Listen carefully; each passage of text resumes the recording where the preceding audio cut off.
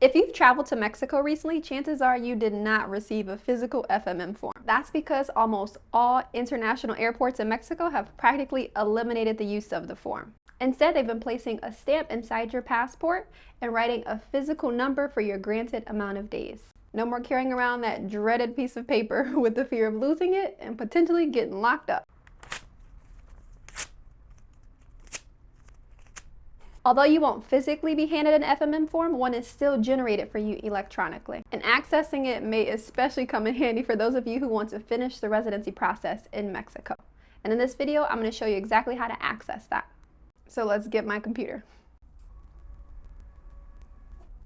Things you'll need for this is 1, access to your email, because you'll be verifying your email. And also 2, your passport, whether a physical copy or a digital copy. Download it to your computer, which I'll show you. You'll start off by going to the website on the screen as well as in the description portion of the video. And once you go there, you'll encounter this pop-up. You can disregard it unless you're Colombian. If you're Colombian, there's a few things that you'll need to know or use with this website. But if you're like the majority of us from other nationalities, all you need is access to your passport, and it has to have a minimum validity of 15 days. It also tells you the format if you're going to upload a picture of it, what format you can use: JPEG, JPG, PNG, or PDF. I like PDF, but who asked? So I usually just exit out of this. And what you'll do first is you will create an account.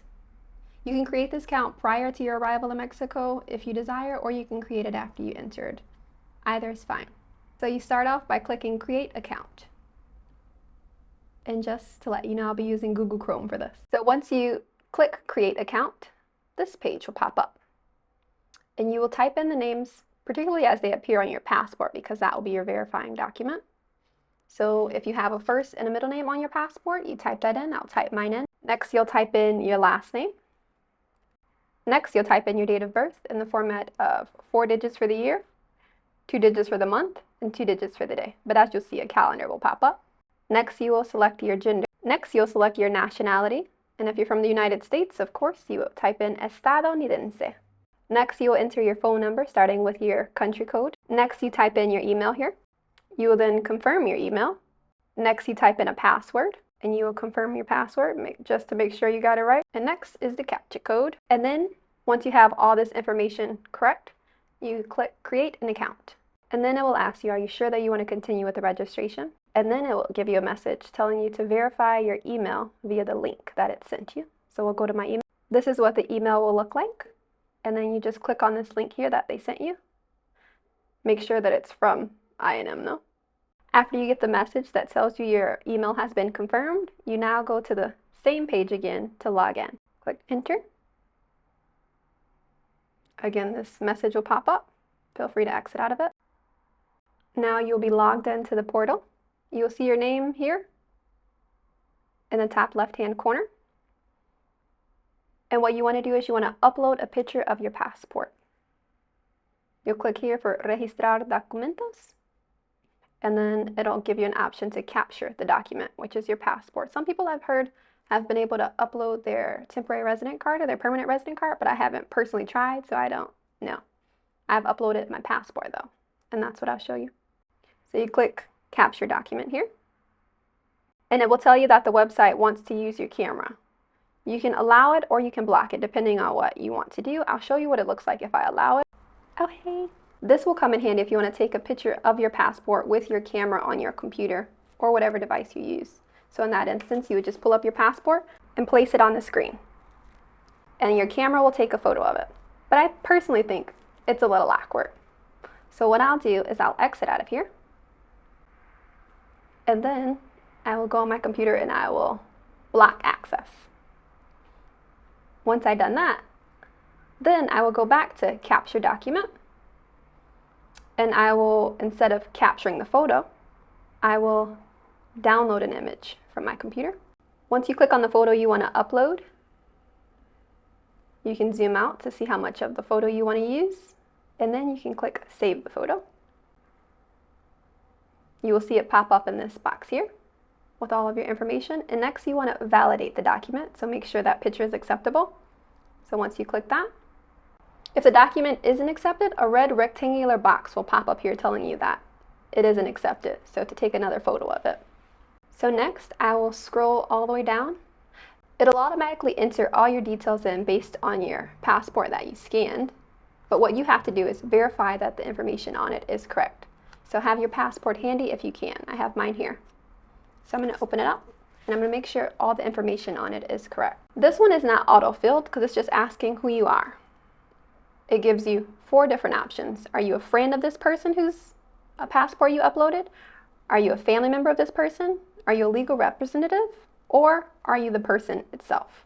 So I'm going to click that. Titular de la cuenta. It's my account. Next, make sure your name is correct. If you have 2 names on your passport, make sure they're both spelled correctly, as well as your last name. Make sure your date of birth is correct in the format of 4 digits for the year, 2 digits for the month, and 2 digits for the day. Next is país de nacimiento, which is your country of birth. Next is your sex. It should automatically be popped in. Mujer for woman, hombre for man. Next is your nationality on your passport, which should automatically be filled in. Make sure that's correct. Estadounidense. Tipo de document. So type of document is a passport. The country that issued the passport, it'll automatically fill it in. Make sure it's correct. Estados Unidos de América for me. Clasificación de documento. So what kind of document is it? This one is just an ordinary passport. Next is your passport number. It's important that you verify this is accurate because you'll be confirming it here. Make sure the computer didn't glitch. So I'm going to type it directly what I see from my passport. After you've confirmed these 2 numbers match and that they are both indeed correct, you can go on to the next one, which is your date that your passport was issued. In the format again, 4 digits for the year, 2 digits for the month, and then 2 digits for the day. Make sure that's correct. Once you do, confirm it here. Next, make sure the date of expiration is also correct. Same format as before. And then confirm it here. Next, once all of your information that you entered is correct, you verified everything is correct and up to date and accurate, you will then type in the CAPTCHA code. Once you type in the CAPTCHA code and get it correct, which you might not on your first try, then you click Registrar.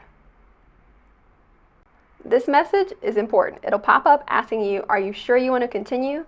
Are you sure all the information is correct? Because once you continue, you will not be able to edit the information. So make sure your information is correct. And if you desire to continue and all your information is indeed correct, you click OK. And you will see it is registered. Once you click OK to that message, then this message will pop up asking you if you desire to continue the process of registering documents. I just hit OK, even if you don't register documents. And they ask you that because it doesn't have to only be you on your account. You can also add family members, whether that be a spouse, children, friends. Obviously, if you're a legal representative, you can add anyone you want to this account and also access their FMM if they allow you to. So then you'll see here, I am now added. So now I'll scroll down and you'll see your name in the upper left-hand corner. You'll have the option to always register documents to add more people if you desire. You'll see a drop-down menu of everyone whose names is on your list. It's only me for now, so I just have mine. And then it'll give you the information of the passport or the document that you uploaded here. But now, what you all have been waiting for, generating your FMM. And to do that, you'll click here on this page right here. And if you don't see this, all you have to do is click this home button right here. And once you click that home button here, all you have to do is go to here where it says Ingresa a Mexico. This is the same screen that you'll see once you log in. So I'll click that.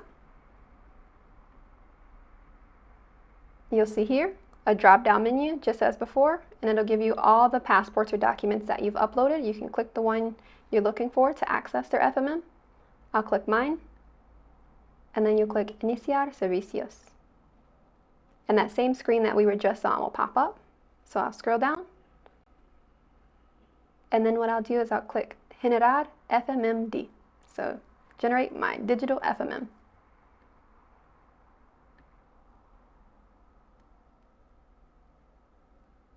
Then this screen will pop up I'll scroll down, and here you will see your entries into the country going forward.